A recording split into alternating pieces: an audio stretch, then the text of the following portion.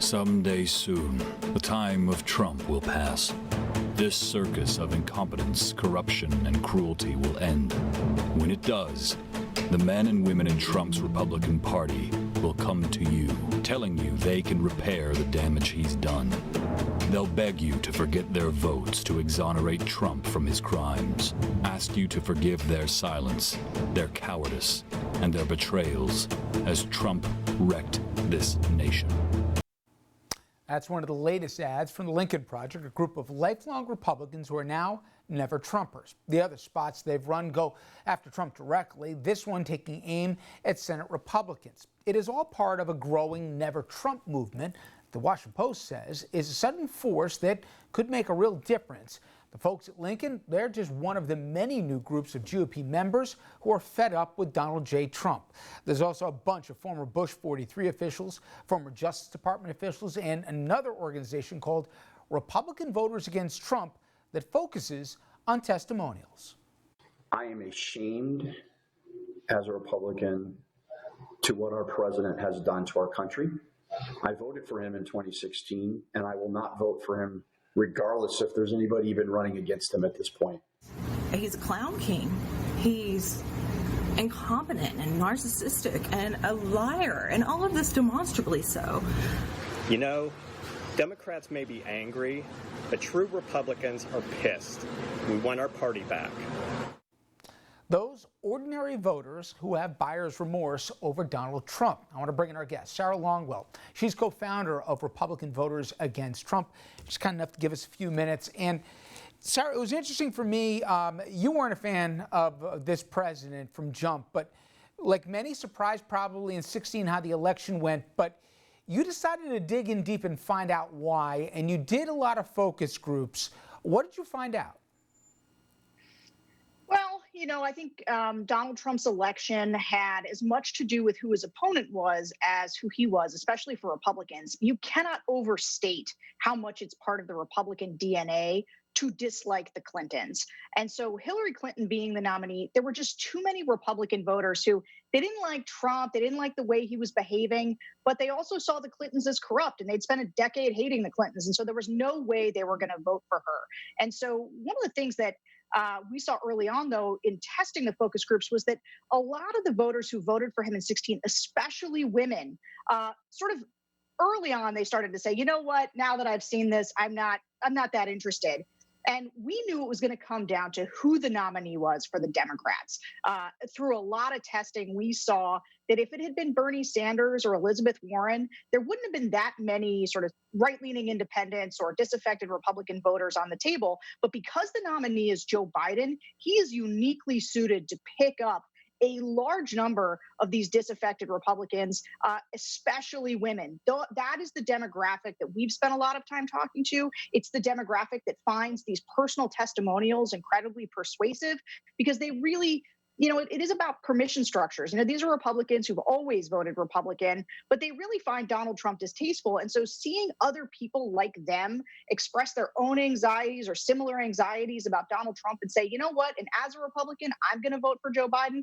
We think that's going to be really persuasive in getting some of these people who are kind of in that camp of, oh, I don't like Trump, but I'm not really a Democrat, over the hump into voting for Joe Biden in 2020. You know, I saw Governor Hogan, the Republican governor from Maryland, who was basically earned very high marks in handling the pandemic within his state. He said recently, Sarah, that the Republican Party needs to have a bigger tent. We've obviously Mitt Romney repeatedly go after this president and a few other Republican lawmakers. You're wired into this. What do you think it would take? I heard McConnell say, I'll give him the green light after Labor Day in effect if they want to break with Trump. Do you think we're going to see that between now and the election, or the president still has 90% favorable rating within his party? They're not going to dare cross him. Yeah, I think it's highly implausible that people, you know, like Joni Ernst, who is kind of in trouble in Iowa, implausible that she really, A, breaks with the president, or B, can even break with the president at this point. I don't know how any of these Senate Republicans who at this point see the president's numbers tanking are trying to look for some distance. There's really the only person who could even potentially pull some of that off is somebody like Susan Collins, because she does have such a big independent brand there in Maine. But yeah, it's not looking very likely that people are going to be able to do the sort of distance dance. And frankly, Donald Trump's interest has been less in defeating Democrats and much more having that iron grip on the Republican Party. That's what he delights in.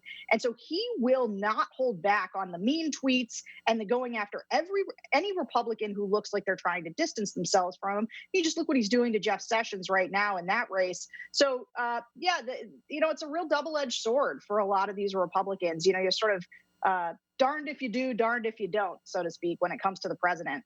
So is your single mission statement making sure this guy doesn't get 4 more years, or some of his enablers who should have called him out and haven't, are you looking to punish them in November too? Well, obviously, I'm wildly disappointed in Republicans and their silence over any number of scandals, whether it was their opportunity to impeach him, where Mitt Romney was the only person, whether it's not being more vocal around this commutation of Roger Stone, which is blatantly corrupt, whether it's not doing more about the bounties that Russia was putting on U.S. soldiers. All of those things, it is criminal negligence and political malpractice that these Republicans are not speaking up and taking on the president. That being said, our particular project, which is different from the Lincoln Project, where Republican voters against Trump, we have a really big tent in terms of who are sort of participating in the testimonials. Some of them are Republicans who have been driven away from the party with Trump coming in. Some of them are people who still consider themselves very much Republicans and will still vote for the Cory Gardners and the Susan Collins and the Martha McSallies of the world. They simply won't support Trump. Some of them are people who voted for Trump in 2016 and are out on him for 2020. But in any event, we wanted to create a really big tent so we could include all of those people. And so the Senate is not something that we're focused on. We really are focused entirely on getting Trump out of office.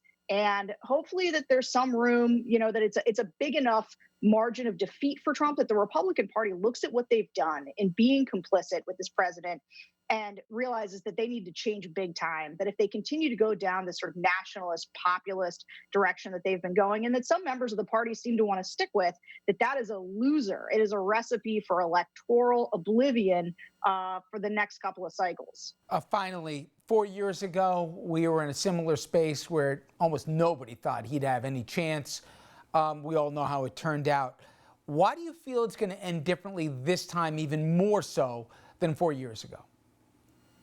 Well, that's simple. I mean, he's got a record he has to run on this time around, and the record is dismal. And I think, if you go into an election with unemployment in double digits, a pandemic that other countries have been able to get under control, and you've failed miserably and, in fact, shown not that much interest and you're sidelining your health officials, he's got a record to run on, and it's not very good. And so if you're in the middle of a pandemic for an election, you've had a racial crisis, you've had an economic crisis, and the president's not doing anything to solve them, I think that's a really different scenario. That being said, nobody should get cocky. Nobody should get too confident. There's 4 months to go in this election. A lot could happen. We all saw what happened with, the Comey letter coming out late in the game. You never know what could change. And so, we have the mentality that you have to run as hard as you can and run up the margins as high as you can in order to win this election and not take anything for granted. Lesson learned. Sarah Longwell, I appreciate a few minutes. Thank you so much. Thank you. Up next, say goodbye to the Redskins, not the team, but the name. After the break, we'll discuss why the NFL team finally now decided to change its nickname after facing years of pressure.